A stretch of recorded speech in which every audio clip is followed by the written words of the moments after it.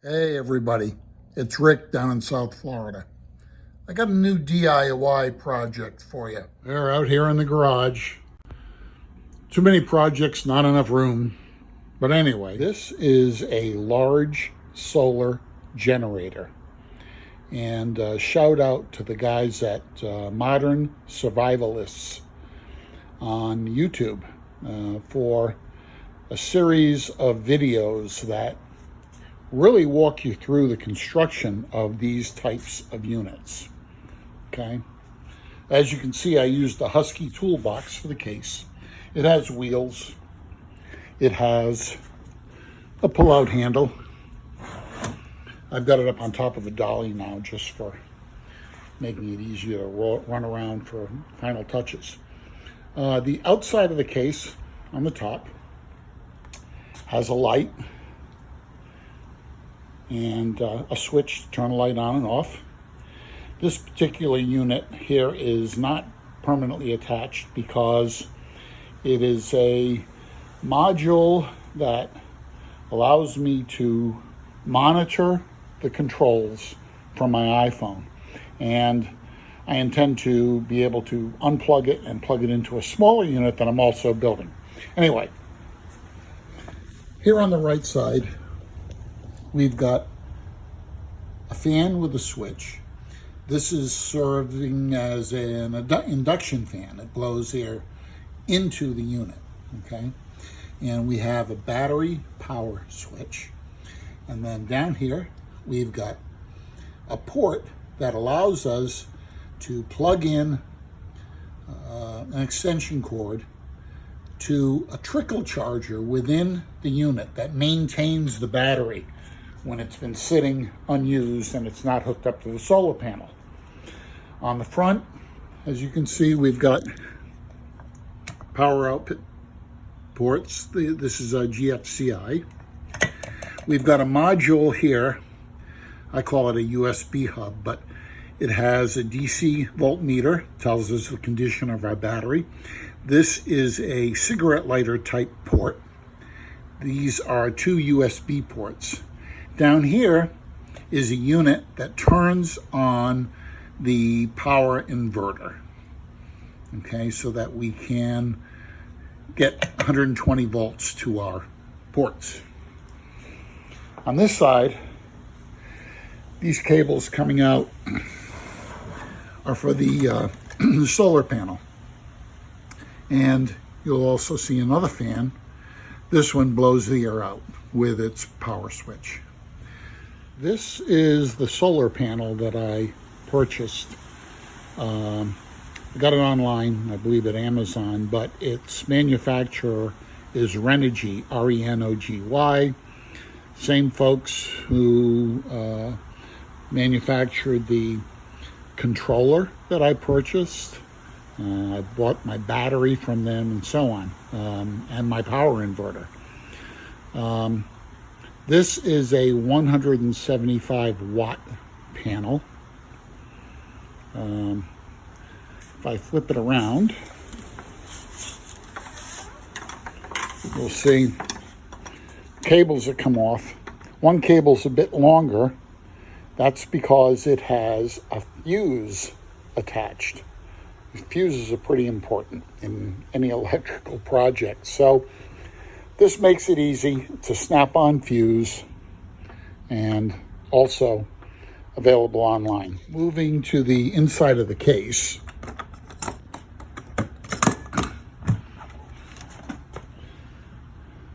Okay. Here we have our solar controller. This is also from Renogy. I've mounted it on hinges so that I can easily access the bottom if I need to. Okay, and of course our battery. You have choices with batteries. This is a deep cycle glass mat battery. It is obviously 12 volt, 100 amp hours. I selected this for a few reasons. One, obviously, is price as compared to lithium batteries. But anyway, it's got very good reviews. Behind it here is my power inverter, as you can see, 2000 watt. That's 2000 watts steady, 4000 watts surge. These components down here, you'll see a fuse block, a separate small fuse block. Okay. This is our battery maintainer, trickle charger, whatever you want to call it. This particular cable here,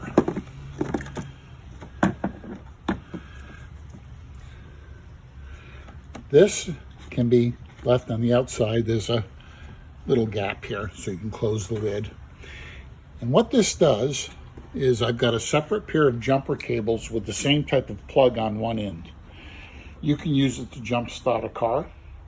You can use it to attach a second battery to give you more power for the entire unit. Very handy, 175 amp coming out of that baby, okay? And so here we've got a fold-up light. I put this inside because a lot of times you really need to be able to see what the heck's going on inside the unit. It's got its own power switch here. Now, if I turn my power switch on, and bear in mind, we're not hooked up to a solar panel, but I can turn this light on.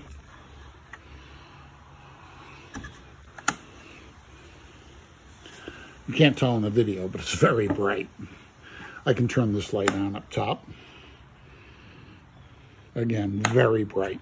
You see my pilot lights. That tells me that my battery is turned on, okay? Turn it off for a second. If I take a power cord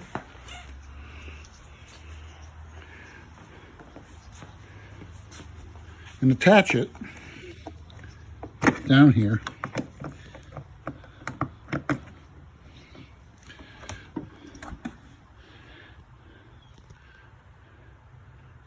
my trickle charger, turn the battery power back on, give it a few seconds, and you will see yellow light, it's charging. When it reaches its full charge, it'll turn to a green light, and it will maintain the battery. It'll turn on and off as needed. I've also put a set of instructions up here behind a piece of plexiglass because there are a couple of things that are very important. The most important thing is you always turn your battery power on before you connect your solar panel. And that's about it. It was a fun project to build.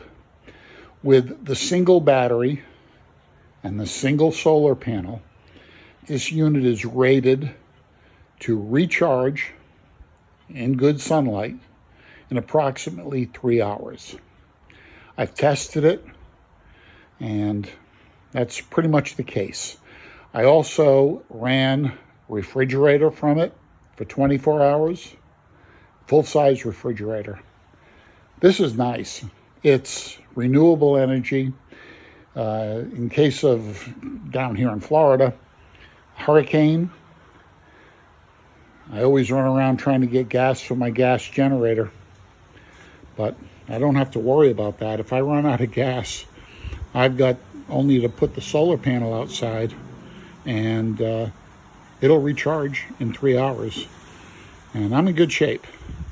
I really recommend this for folks who lose power, whether it be from hurricanes or snowstorms or what have you, or if you're concerned about possibly something more catastrophic. You never know, especially in today's world. Anyway, nice project. I've got about $1,100 into it, far less than if you were to buy a unit off the shelf. One other problem that I found with units off the shelf is, for most part, you can't replace the battery in them. And the battery is the most vulnerable part of this entire unit. Eventually, 2 or 3 years, you're going to have to change the battery.